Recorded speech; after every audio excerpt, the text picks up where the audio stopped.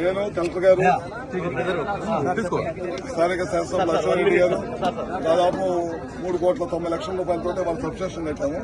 ఈ చుట్టుపక్కల ప్రాంతంలో లో వోల్టేజ్ సమస్యతో ఇబ్బంది పడుతుంటే దానికి సబ్స్టేషన్ కట్టి 4 నెలలు రికార్డు స్థాయిలో కట్టేయడమే కాదు ప్రారంభించడం కూడా జరుగుతుంది. ప్రకాశం జిల్లాలో ఎక్కడైతే లో వోల్టేజ్ ఉందో అన్ని చోట్ల సబ్స్టేషన్ నిర్మాణం చేస్తున్నాము. అది తొందరలో అన్ని పూర్తయిపోయి ప్రజలకు ఇబ్బంది లేకుండా ఉంటుంది. దాంతోపాటు ఆర్డీఎస్ఎస్ ఫీడర్ లెవెల్ బైఫర్కేషన్ చేస్తున్నాము.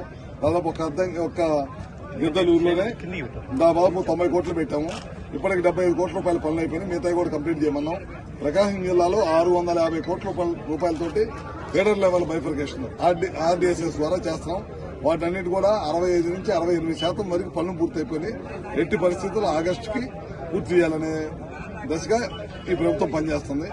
మొట్టమొదటిసారి ముఖ్యమంత్రి చంద్రబాబు గారి నాయకత్వంలో ట్రూ అప్ నుంచి ట్రూ డౌన్ చేసుకొచ్చాం. ఆ దశగా ఈ ప్రభుత్వం పనిచేస్తుంది. రాబోయే రోజుల్లో కరెంటు బిల్లు పెంచకుండా నాణ్యమైన విద్యుత్తు ప్రజలకు అందించుకుంటా ముందుకు తీసుకెళ్లాలనేదే ఈ ప్రభుత్వ ఉద్దేశం. అట్లానే గిద్దలూరుకు సంబంధించి కొన్ని సబ్స్టేషన్స్ కానీ డివిజన్ ఆఫీస్ కానీ అట్లానే 220 kV అన్ని ఈ ప్రాంతంలో రిక్వెస్ట్లు ఉన్నాయి.